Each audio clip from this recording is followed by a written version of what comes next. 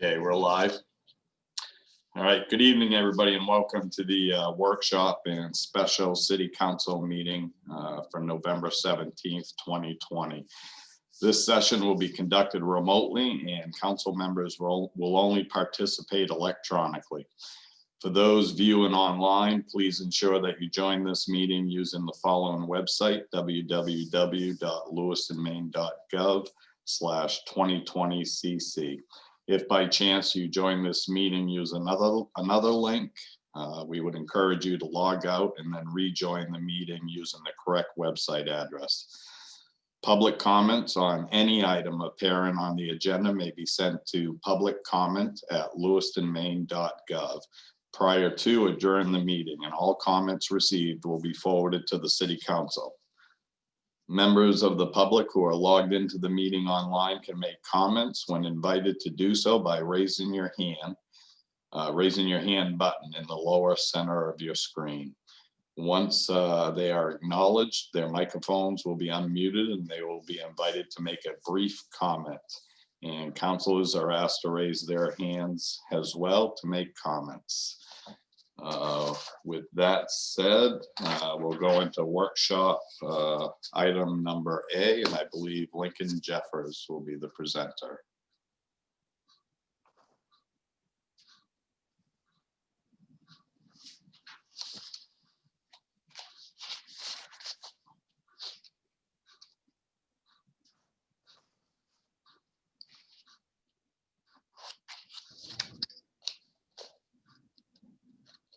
There we go. I was going to say, technology and I were not agreeing. And actually, I appreciate the opportunity, but it's really my pleasure to introduce Misty Parker, because Misty has really been the person who has led the city's charge on the whole choice implementation, both the planning and action grant, as well as really herding all the cats that it's taken over the last 7-8 months to pull together this application, which I think is really coming together well. Misty was really the one who wrote the memo, and Dale, are you able to bring her in? She's already in. She's already in. Okay, with that, I would turn it over to Misty. I mean, she's really the linchpin of this whole effort. With that, yeah, before you start, Misty, I want to acknowledge that memo that was sent out to the council. That was really thorough, well written, and it actually was kind of exciting reading through that. So I just wanted to share that and take it away, Misty. Well, thank you all so much. I appreciate you convening to hear the update of where we are in our choice neighborhoods work and the opportunity that lays before us. I'm going to go ahead and share my screen with you. And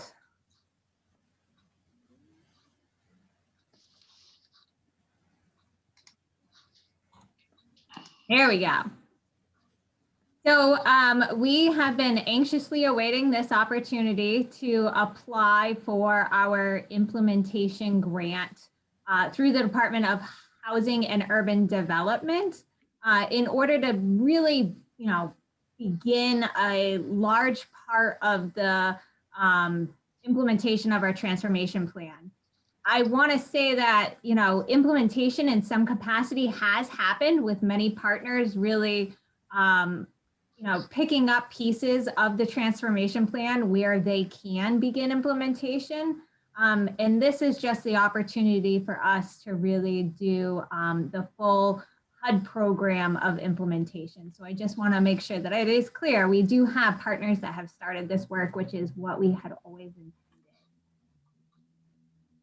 So in 2018, we did receive a planning and action grant, as Lincoln had mentioned, from the Department of Housing and Urban Development that really focused on engaging residents in downtown Lewiston, especially the Tree Streets neighborhood, as well as our target housing sites, to really understand what the challenges are in the community, what the assets are, and what's the vision that people want to see. So we went through a little over a year planning process with really trying to understand and engage folks and develop the transformation plan that you all are so familiar with that recommends how we can really transform the Tree Street neighborhood. The Choice Neighborhoods Initiative focuses on the transformation of distressed neighborhoods, but it does it in a way that's a lot more comprehensive than typical transformation plans. It focuses on replacing obsolete, distressed housing. It focuses on supporting the people who live within those housing developments. And it also focuses on critical neighborhood improvements that would create a place that anyone would choose to live. So through this three-pronged approach, we developed our transformation plan and are now going to apply for approximately $30 million in HUD implementation funds to be doing a comprehensive piece of this work focused on these three areas. So our implementation structure of how the grant specifically would be outlined is Lewiston Housing would be the applicant. As a public housing authority, they are eligible to be the lead applicant, and they have also taken on the role of grant manager through being the applicant. The city would be the co-applicant.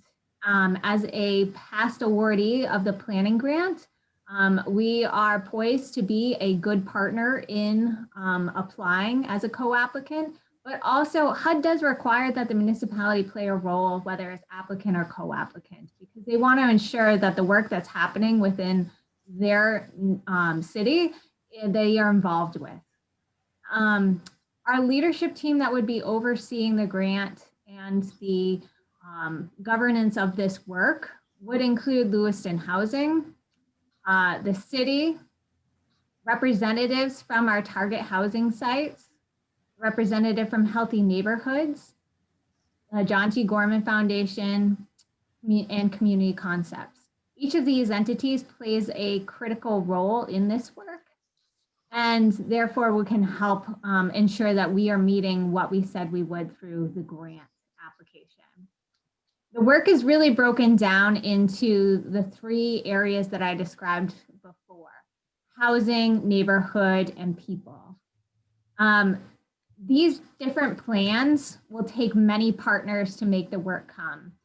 And so each one will have several entities, or each one will need a lead to ensure that what we said we would do through this application can happen. Community Concepts, given the work that they've already done through choice and the expertise that they have, will be the lead of our people plan. So they will oversee all the different aspects of the plan and the partners to ensure that that is effectively executed.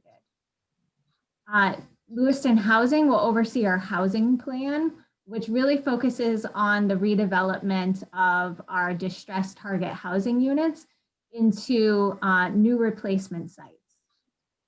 And our neighborhood plan will be overseen by the City of Lewiston.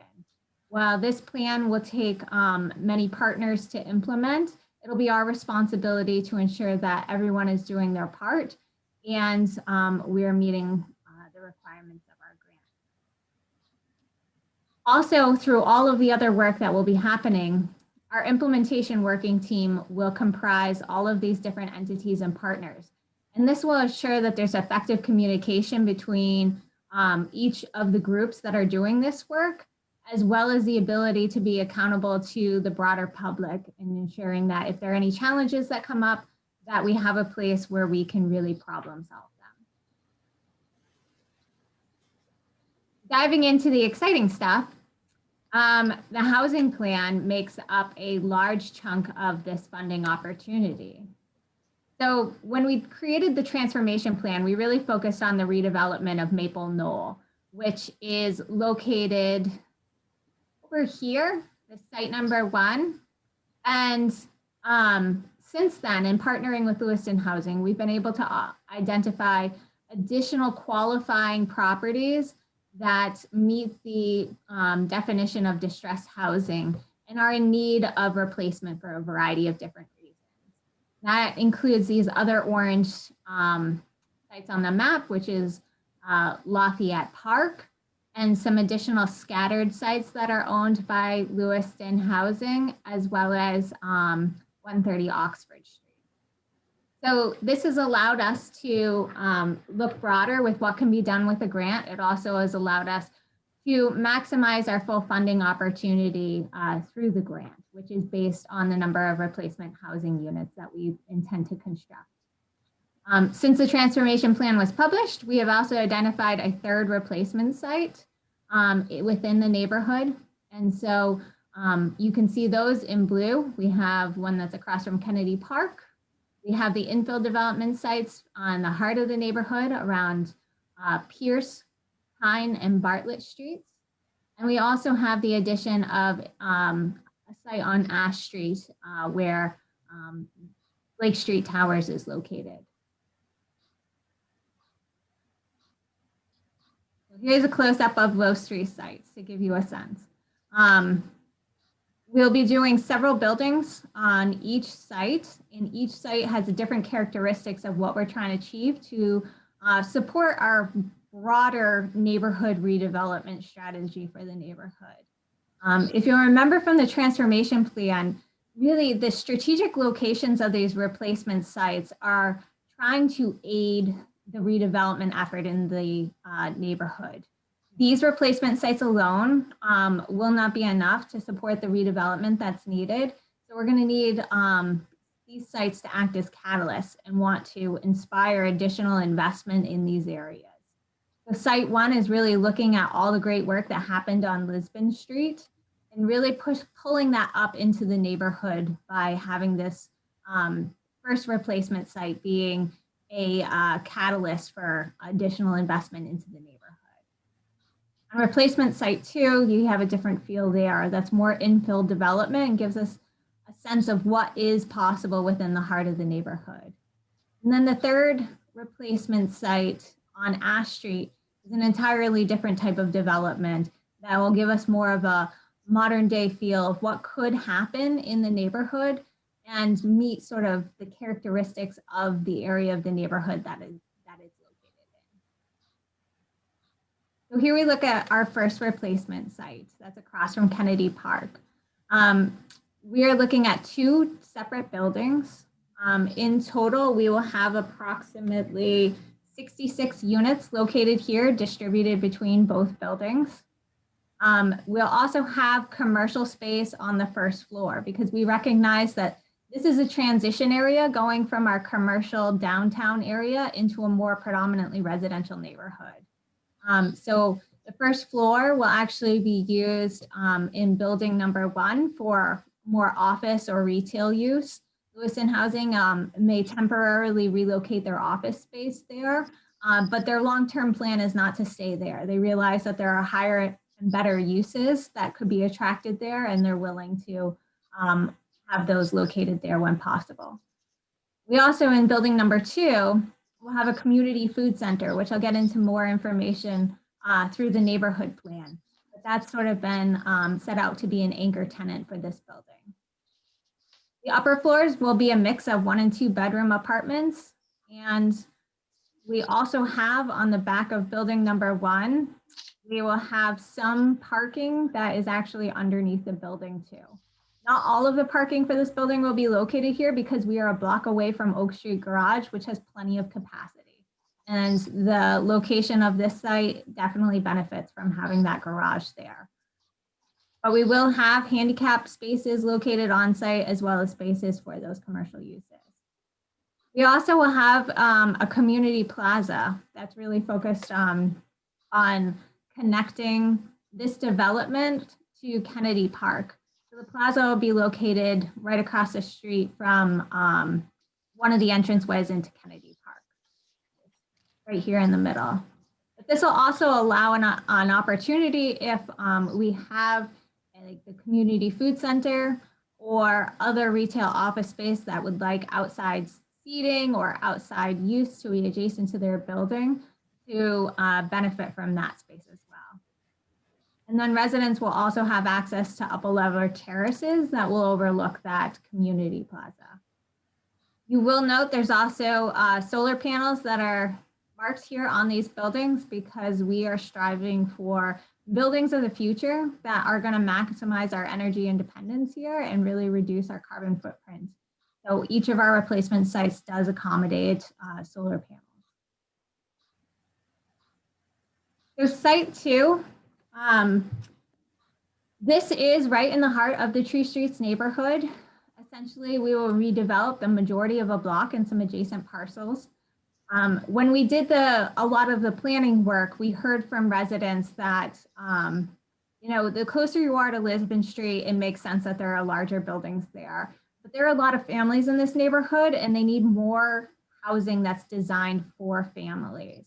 And so folks had said they don't want buildings that are as tall. They want, they don't want to be climbing 4 flights of stairs. They want access to green space, yard space, and they want to be in buildings that are have a lower density. And so through this replacement site, we have several different buildings that will be new construction and really model the concept of more of a neighborhood feel. These buildings will be anywhere from 4 units to, I believe, 11 units are the larger ones, and trying to have a mix of these lower density building types. It also includes the redevelopment of the historic Wedgwood House, which is located on the corner of Pine and Pier.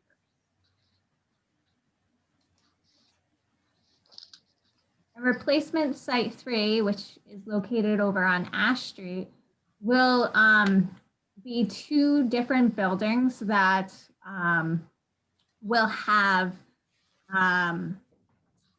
apartments as well as townhouses. There'll be townhouses here on the left side.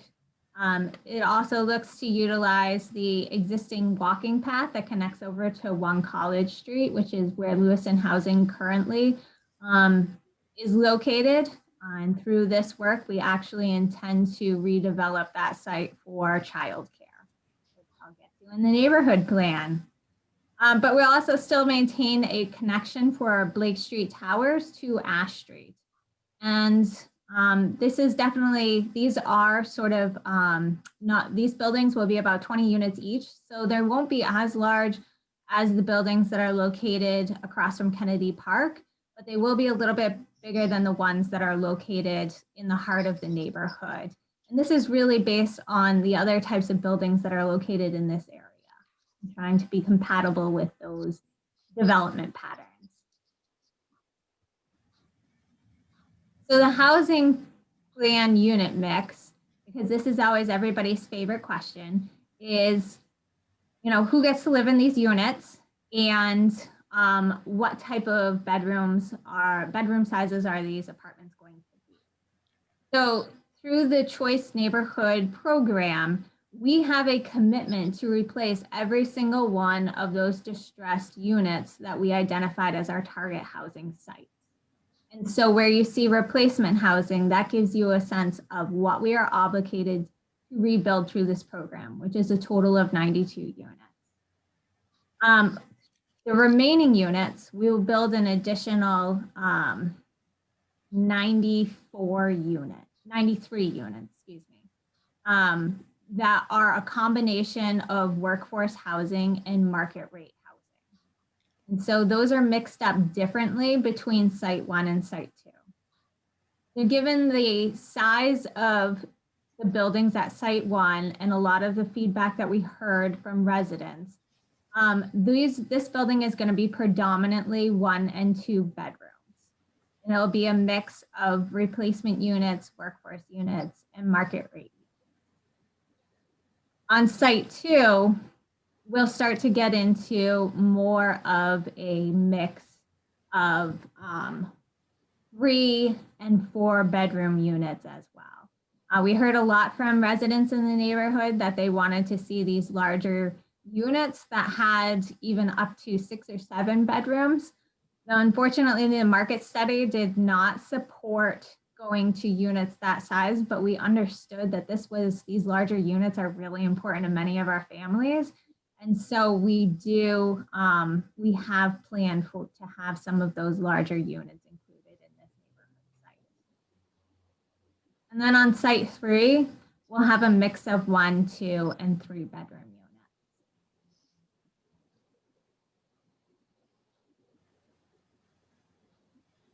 The people plan is really focused on supporting the residents that are living in our target housing unit. Unfortunately, the way that we have, the way that the HUD program is designed is it's really restricted to residents that are living in the target housing. But our concept this entire time has been that, well, that may be the program. We do want to be able to support residents in the entire neighborhood. So our people plan does focus on those target housing residents, but it also is a model for us to learn about ways that we can be supporting residents in the tree streets and ensuring that they have access to same opportunities that anyone else would, and see what type of resources and supports work best for helping people achieve different goals. So community concepts will be working with empaths mobility mentoring model, which the visual in front of you is an example of such model. And it really focuses on a variety of different areas where coaches will work with people. Every family is going to have different goals and different outcomes, but essentially we're focusing on through this grant opportunity ensuring that children have access to the supports that they need to do well in school, to be ready for kindergarten, and as well as to achieve graduation. And through that, we also want to ensure that they are meeting state level expectations for different measurable outcomes. We'll be doing that through working with specific education liaison to ensure that families have access to somebody that really understands whether it's childcare or the public school system to ensure that their children are getting the supports that they need and navigating any challenges they might have. But we'll also be working with Tree Street Youth and the Root Cellar to ensure that children within our target housing have access to those after school programs and are focused on either college prep or career readiness. Both those organizations have done a remarkable job working with youth and preparing them for what's to come after school. So we'll be leveraging what they have been doing and ensuring that these children will have access to that as well. The other focus that we'll have through the people plan is working with residents on their economic mobility. So whether that's accessing job opportunities, training opportunities, or additional educational opportunities. One of the connections that we'll be making through the people plan is with the Strengthen LA effort that is going to be happening here in Lewiston, and really ensuring that residents have the opportunity to not only connect to training and entry-level jobs, but also have the ability to expand where they might be and know what their career pathways can be. We have growing in this community already a strong healthcare system, a very strong construction system, and childcare, which is growing and desperately needed to support many other industries. So by connecting people to those three sectors first, we have the opportunity to make sure that they are on a pathway that's going to help their families achieve the best outcomes they can. There are lots of other focus areas with health in general. One of the outcomes that we'll be focused on is ensuring that all of our families have access to a home for their medical needs and that they're utilizing that. We'll also be partnering with B Street Health Center to ensure that there is a healthcare navigator to help families connect to the services that they need. And through the neighborhood plan, we have a lot of critical community improvements that we'll be focusing on through this grant application. Sorry for the busy map. I realized when I was putting this together that it's a lot of information, but if you bear with me, I can give you a sense of what we'll try to accomplish. So the neighborhood plan really is the glue that holds these pieces together, that brings it all into play. So what we intend to do through our neighborhood plan is support the efforts to be lead-free by 43. This was overwhelmingly one of the most important outcomes that the community wanted to see through our transformation plan. So the 185 units that will be constructed that are new will not do that alone. So we need to be creative in how we work with the private sector and other partners to create new housing or significantly rehab the existing housing stock that we have that ensures that it's not just lead safe, but that it's really lead free and we get as much of that out. As part of that work, we will also be striving for energy independence. Where we have new construction in the neighborhood, it makes sense to be achieving these stronger energy efficiency standards. And the same thing with significant rehabs. If we're going to be gutting these buildings, doing what we can to improve the energy efficiency of the buildings only makes sense. That way, we ensure that these buildings are healthy and they're also efficient and going to be attractive for years to come.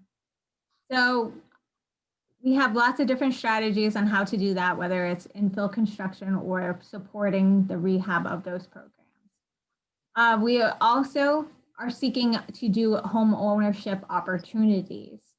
So one of the things that we plan to fund through the neighborhood portion of this grant is a home ownership fund that will support new construction and significant rehab of properties that will be available for people that are about 120% or under of the area median income, so that folks can be property owners in the Tree Streets and benefit from these amazing redevelopment and new construction that we will be building.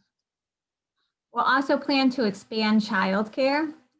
So the Promise Early Head Start Center has the opportunity to expand at Lewiston Housing's current offices, which is noted here as number 1. Through this, they will be able to provide approximately 50 new childcare seats that are in the neighborhood. And a portion of this grant will help with the renovation of that, as well as ensuring that there are solar panels added to that building as well. Another opportunity that we plan to support through this neighborhood plan and the grant will be the expansion of B Street Health Center. So currently, B Street Health Center has a pediatric dental office and mental health supports that are located in different areas. Some are in Auburn. And they realize that they really need to have all of these services under one building. And so through rehabbing space that Promise once covered will allow them to expand and provide all of those offerings under one roof, which is going to be very important for many residents in the downtown who utilize that center. Then, as I mentioned during the housing plan, we have the Community Food Center, which will be located across from Kennedy Park in replacement site number 1 in the building B there. That Community Food Center will be led by St. Mary's Nutrition Center. They have been working for years on a model that provides low cost to no cost food for residents. It also is designed after a model out of Dorchester, Mass called the something table. Sorry, I'm not going to be able to remember it. But it is an existing model that from another community that has been successful. And really, it not only provides accessible, healthy food for people, but it also provides a workforce development opportunity, and through a commercial kitchen would provide incubator space for food-based businesses that are just getting started. So those types of improvements are extremely costly. So having a partner like the Community Food Center available to do space for those types of businesses to help them get started is a great opportunity for many entrepreneurs in our community. Additionally, as we're developing all of these different areas, it's going to be critical for us to really focus on a pedestrian scale mobility network. One of the biggest assets of this neighborhood is it's so close to so many amenities in our city that the walkability of it is valuable.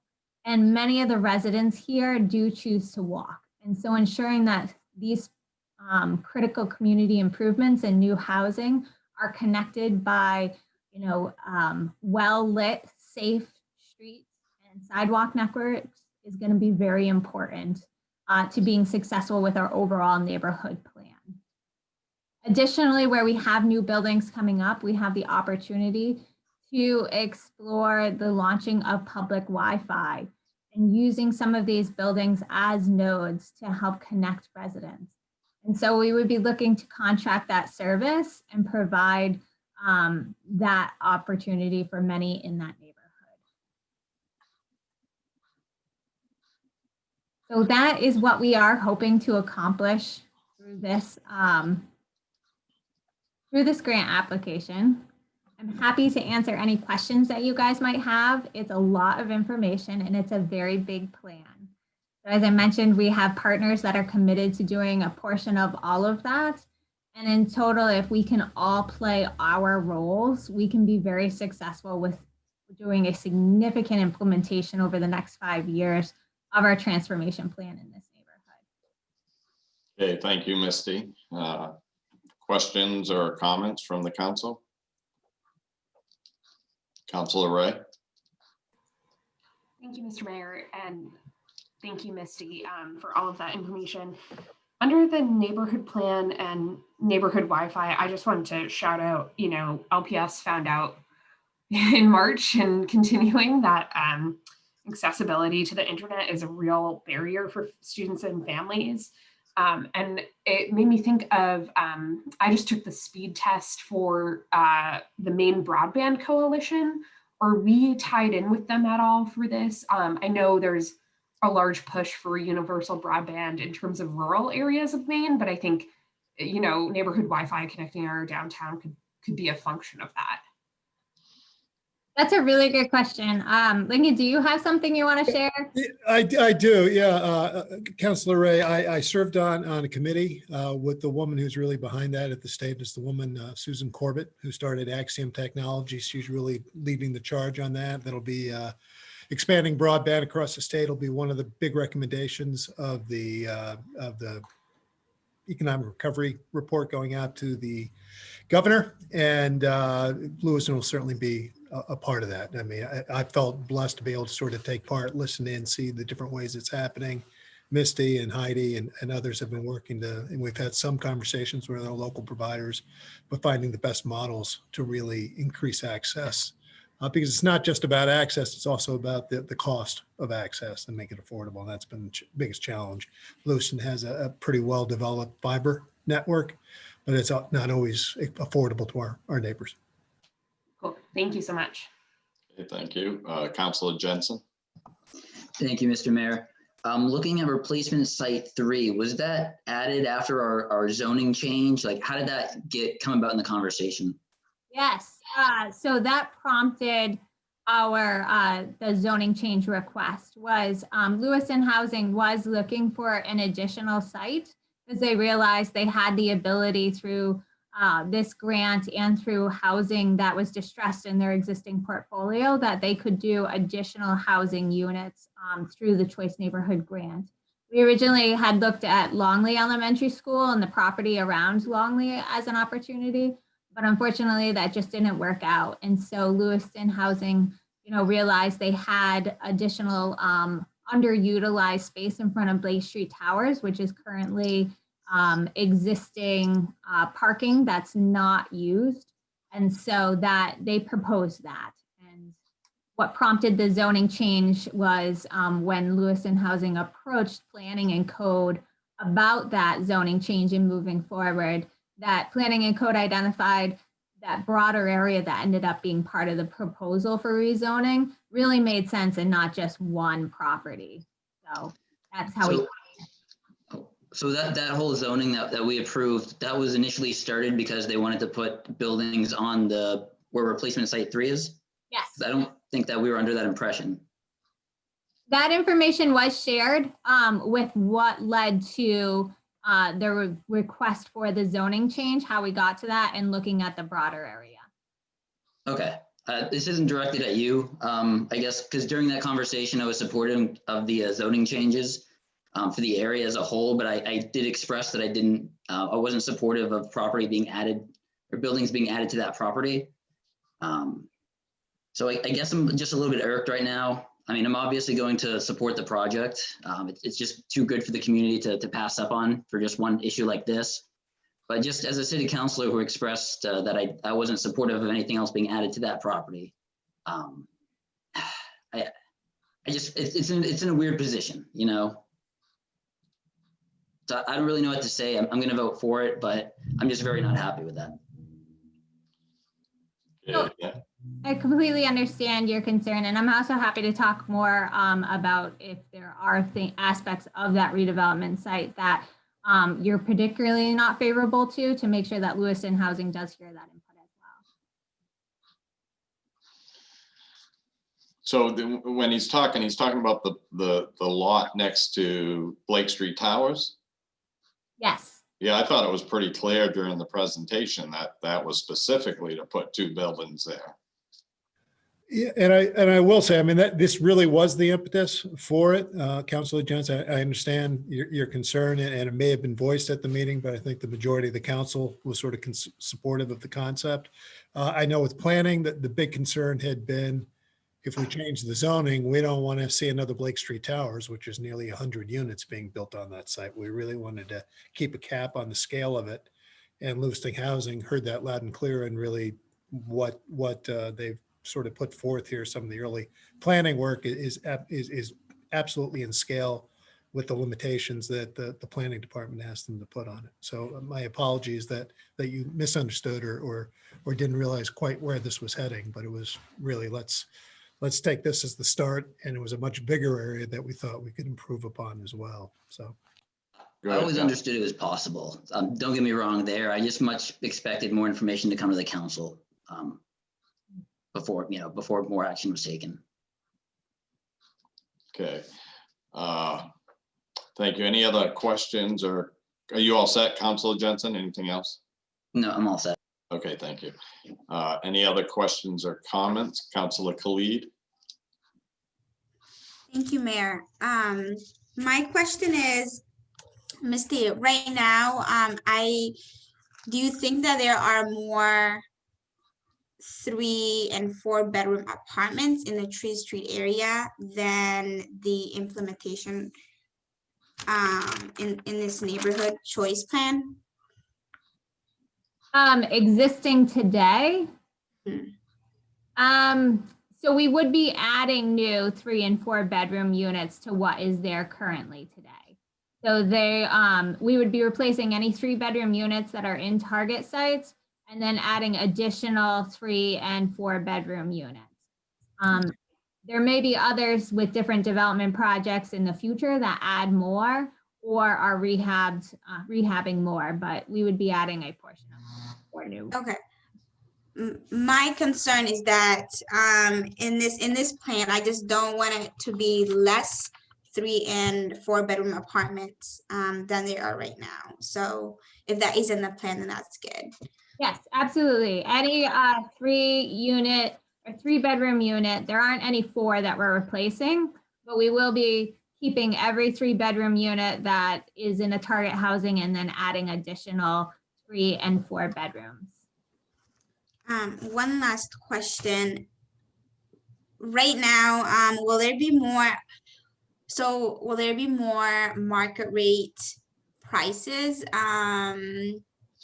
in this plan than there are right now? Because I think right now in the Tree Street area, there's a lot of tenants who use Section 8 and very low affordable prices, and hopefully that's the plan moving forward. So approximately 30% of the units that are constructed will be market rate. 20% will be workforce housing, that is 50 to 60% of the area median income. And then the other 92 sites are replacement of existing affordable units. Okay, thank you. So I have a question and then a comment. So during the planning process, Misty, was there discussion about the perception of crime in the neighborhood and what the residents there were hoping for? And is that part of the plan? I didn't see anything specific to that, but can you just share your thoughts on that? Absolutely. We are actually in our application and through this work, we are incorporating the police department's public safety plan into this work. We recognize that the police department has, a good grasp on the challenges that the neighborhood is facing and are making improvements to whether it's their Project Support You program or other recommendations. We'll be incorporating those to ensure that the Tree Streets neighborhood is targeted and that those needs are met. Also, through our neighborhood redevelopment work, we're also going to be, each of those replacement sites is specifically focused on how it can, address crime and safety. And so, for instance, the property that is going to replacement site 1 overlooking Kennedy Park ensures that there's more people living there and seeing what is going on in Kennedy Park. So it's sort of that concept of eyes on the street. The neighborhood infill developments, you'll notice they have, or you'll see that they have porches and things like that. And so there's really an interaction with the street. And that concept in our neighborhood plan of really having a connected, pedestrian focused connections really ensures that, these spaces are, well lit, safe, and that our design is to encourage safety and deter crime or unsafe behaviors. So we're trying to take a multiple strategy approach to addressing crime and safety in those areas. All right, thank you. And then, a real brief comment. Since the early 1970s, HUD has a history of just slapping up low-income housing with no thought process into generational poverty that's causing people to need low-income housing. For Lewiston specifically, our economic development has slowed over the past several decades because of generational poverty. To finally see a plan that actually starts looking at the root causes of generational poverty, providing wraparound services to residents who are stuck in generational poverty. This is probably the best chance that we have seen in decades upon decades to truly address and reduce the poverty in this community. So good work by the entire neighborhood and city staff and all the other partners involved in this. Councilor Ray. Thank you. Oh, okay, here we go. Sorry. Thank you, Mr. Ray, Mayor. So I just want to clarify. So this is an update on the plan. What we're voting on later tonight is $1.5 million being allocated from CDBG funding. Could that mechanism be explained a little bit better? I just ran down to the resolve and I'm still not sure I totally understand that part. Absolutely. So part of the application process, HUD wants to see that we are an entitlement community, that we are using our CDBG funds in that neighborhood to advance the transformation plan. So that's really what a commitment to doing through the order that you're being asked of tonight. What that means in practice is that how we utilize our CDBG funds could be a variety of different ways that we've already incorporated into our consolidated plan. When we went through the consolidated planning process last year, the committee intentionally incorporated a lot of the recommendations of the transformation plan into the consolidated plan to ensure that those uses were eligible for our CDBG funds. So you will see this funding being available for low interest housing rehab loans. you'll see it for, can be used for improvements to, public. Street sidewalks. Yeah, it can be used for sidewalks, infrastructure improvements, improvements to public facilities like, childcare or, health centers, lots of different uses like that. It doesn't require us to say exactly what the projects are, but that we will use it for things in that neighborhood that advance the plan.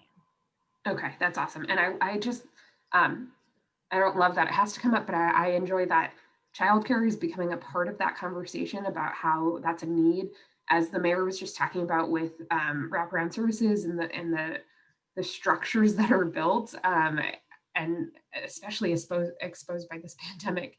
Childcare needs are huge, and sometimes I feel like that's a reason why we've kept schools open in certain decisions, when it's just because folks need to work to be able to afford their housing and their needs. So I'm really excited to see where this goes. Yes, one of the things I didn't get into detail in, but was noted in the memo was that, it's not just the expansion of Promise, but we're trying to get more home-based care providers to get started in the neighborhood as well. And so between those or small centers that may come up in the future, we want to ensure that we're using our CDBG economic development loan programs to support those types of businesses as well. And we're very fortunate that Coastal Enterprises has expanded their childcare business lab to the Lewiston area. So we actually do have folks that are participating in that and looking to launch new childcare businesses. Okay. All right, seeing no other hands raised. Thank you, Misty and Link, and we'll take up this item as soon as we're done our next workshop item. So with that said, we'll move to item number B, the mayor nomination and city council consent process for filling school board vacancies. I'll start this off briefly and then turn it over to either Councilor Jensen or staff, but so I've had the opportunity to do 2 nominations since becoming mayor, which I don't think is typical. I think that's it's actually been quite extraordinary. And even in the first one, I received multiple questions from councilors about who was applying and could they see applications and other questions as well, but that's just one that I remember. And then Councilor Jensen on both nominations and consent of the council processes had several questions and concerns. So that's why this issue is here for the workshop. I do believe on the nomination piece handled by mayors is quite different depending on the mayor at times. I think when I got appointed to the school committee by Mayor Bouchard, it was, I mean, I could be mistaken, but the way I felt it was he just felt that I would be a good fit, called and asked me, and I think I said yes after some further discussion with him. And then since I've been mayor, I've had an application process, and the clerk helped guide me through that in kind of deciding how I would handle things as mayor. And ever since then, any position that opens, I really truly try to make an application process review and then either nominate. So that's about the knowledge that I have. Kathy, is there anything you'd like to add? Sorry, you're right in the middle of a sip, but. That's okay. No, I think you basically covered it, Mayor. You're right. Each mayor in the past has done it a little differently. But you're right. It is unusual to have resignations from elected officials. So the fact that we've had 2 in less than 6 months is unusual. But you're right. We placed the press releases, and we've accepted applications, and we've vetted those for eligibility to ensure that they are registered voters in their particular ward, and then we've passed those on to you. So you're correct. Okay, thank you. Councilor Jensen, anything you'd like to share or add? I'll try to keep it as brief as I can. So I would just say the principle I'm kind of going on is that fairness is equivalent with consistency. So having something in our procedural rules that's consistent, the process to me is the most fair for applicants. People are nominated to serve, on a school committee and any other committee in the city, or any board. They're good people, who are giving up a lot of their time to just try to make the city a better place. And so it's not really fair for anyone to just come up to a podium and make a bunch of ridiculous accusations where people don't even get a chance to really defend themselves fully. And it's also not good for the council too, because then we're in a position of we just heard some wild accusations and then we have to make an important vote. It's just not a good system. So to me, having something consistent is good. Also, I don't think there even should be much of a conversation on the council. Like, we have a chance to do our research beforehand. So I think I'd be supportive of changes to our procedural rules that kind of set things from after the mayor nominates. As far as the mayor nominations go, that's completely up to the mayor. That's really not the place of the council to decide. We just kind of take over once the mayor puts forth, a nomination. So what I'd like to see is us have, some time to review the name, do any research that we need to do, and then during the council meeting itself, the person's name would be brought up. They would be introduced by the mayor, and then it would go straight to the council for a vote. I think that would be the best process. I don't think there should be a comment on it at that point by the public, because you just open Pandora's box of things that could go wild. And again, these are good people just wanting to serve the city, and it's not really fair to them to have their reputations trashed over ridiculous accusations. So to me, having something in the procedural rules is what I've been pushing for. So I appreciate the conversation. And I understand that this is procedural rules are something that any council can change. So every 2 years it could change. I fully get that.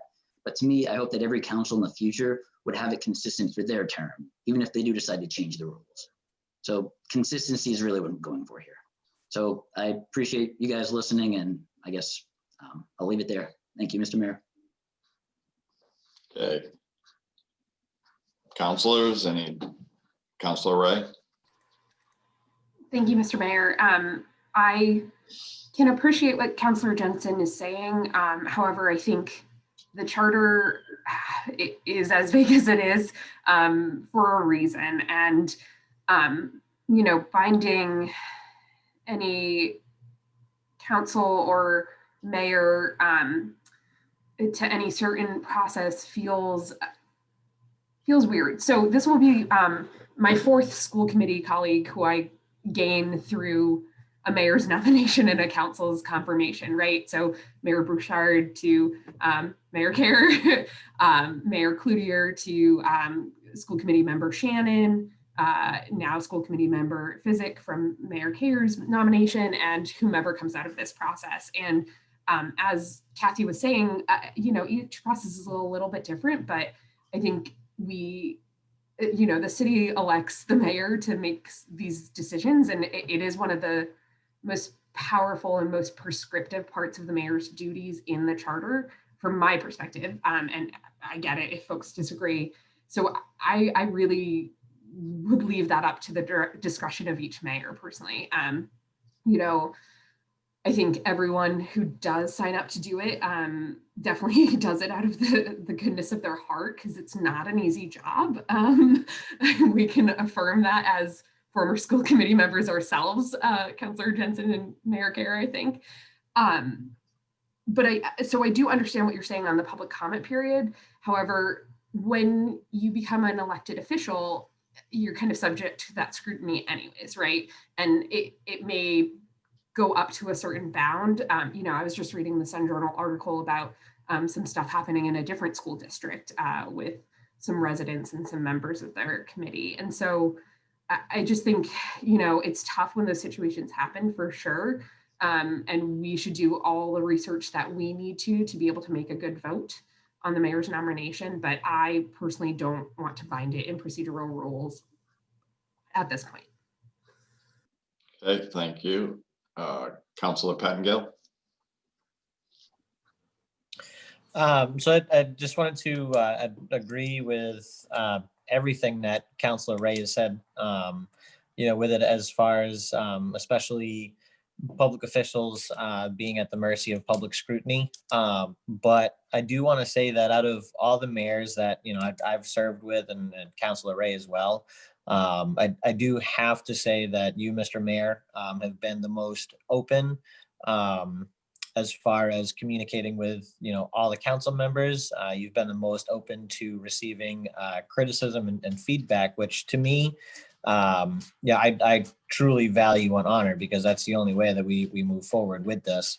So while it may be uncomfortable that as a council we have to, you know, abdicate these decisions, you know, to you, I truly feel that when you sit down and make these decisions, that you take a look at the whole situation and make the decision that's best for all the constituents of the city and the situation. So I appreciate the work that you do, because I know what we do is not easy, and we don't have to deal with half as much as you get. So thank you. All right, thank you.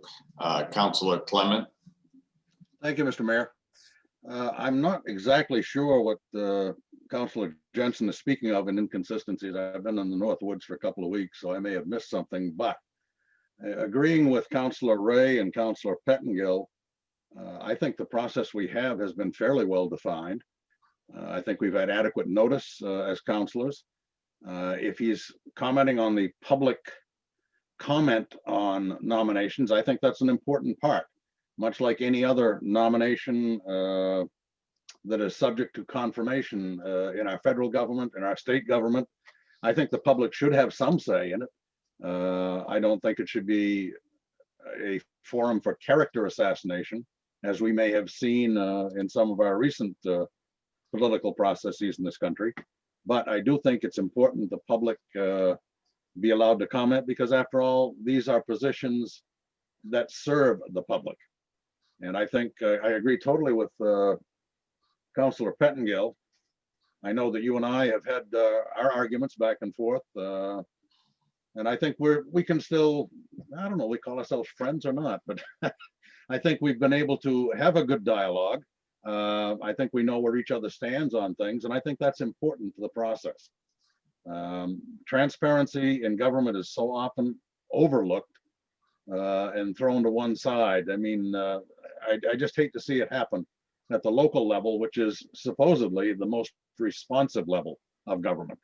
I think we owe it to the citizens of Lewiston that we serve to give them the best possible people in these positions. I know that it is not easy. School board seems like they meet every 20 minutes at times, but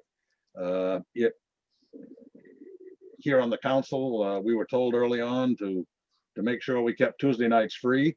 And there's been a lot of Tuesday nights when we've met that we weren't meeting by design.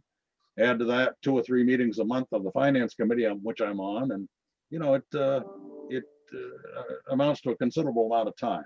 But I don't know where the inconsistency is. I think you've established a process that I think is fair and consistent, and I don't have any problem with going forward the way it has been. Thank you very much. Thank you. And Councilor Ray. Sorry, I forgot one thing. I should not have had sleepy time tea at the top of this meeting. So the other thing that, as we're talking about consistency, is we're in a different situation now than we were with the Ward 2 vacancy early in the summer. So, you know, we lost our chair. We were planning into the superintendent transition, so leadership transition. There were some hot topics, including what we were going to plan for the fall in terms of remote support, hybrid, whatever. The moment that we're in the school committee now, and I hope I've given this indication with my reports each time I raise my hand to make them about school committee, is that we're not in such hot water right now, not such dire straits for needing a 9th member. It, of course, would be very valuable to have one, but I think this process, especially when I spoke to the mayor about this one, you know, we had maybe a week more lead time for him to take applications for a bit longer, review them, even have this conversation. So I do think that flexibility is important as well. So I did want to flag that. Okay, thank you. Any other questions or comments from any councilors? Okay, good discussion. Thank you all. With that, we will move into our special meeting. And hold on one sec. I just want to remind the public that for any public comments, they can be sent to publiccomment.com, or I'm sorry, publiccomment@lewistonmaine.gov.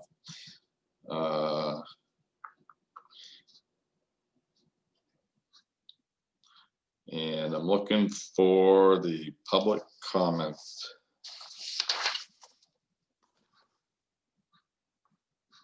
The public comment language, Mr. Mayor, or what? Yes, just to read before we get going. 3 minute, okay, I see it. I'm sorry, I apologize. So there will be a public comment period. And any member of the public may make comments regarding issues pertaining to Lewiston City government for up to 3 minutes. Now, a special meeting that we still should allow public comments, correct? So I just want to make sure we clarify that. I'm sorry for the confusion, councilors. Okay, so although we won't be allowing a public comment period during the discussion of this one item, we will allow public comment. So let me just clarify that. And again, I'm sorry for the confusion. With that said, agenda item number 1, please. Item number 1, authorizing the city administrator to execute a memorandum of understanding and cooperation between Lewiston Housing Authority, Community Concepts Incorporated, and the City of Lewiston for the application and execution of a Choice Neighborhoods Implementation Grant and committing $1,500,000 as a cash match from CDBG funds. Requested action to authorize the city administrator to 1, apply as co-applicant with Lewiston Housing Authority for and accept a Choice Neighborhood Implementation Grant or any portion thereof. 2, enter into a memorandum of understanding with Lewiston Housing Authority and Community Concepts Incorporated that defines the roles, responsibilities, and relationship between the city, LHA, and CCI in regard to the grant.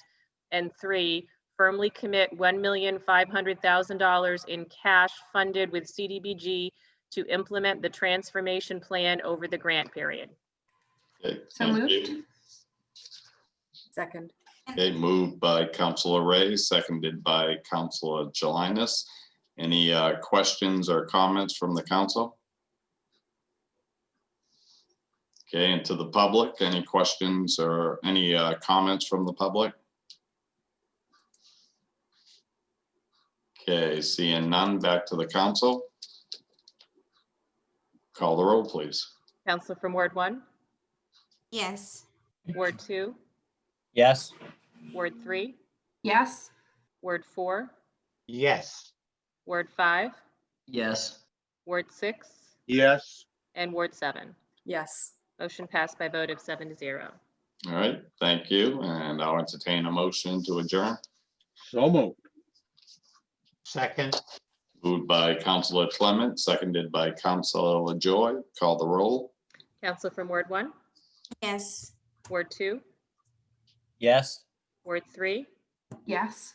Ward 4, Yes. Ward 5, Yes. Ward 6, Yes. and Ward 7. Yes. Motion passed by vote of 7-0. Okay, thank you, councilors, and thank you, staff, for attending this extra meeting. Have a good evening.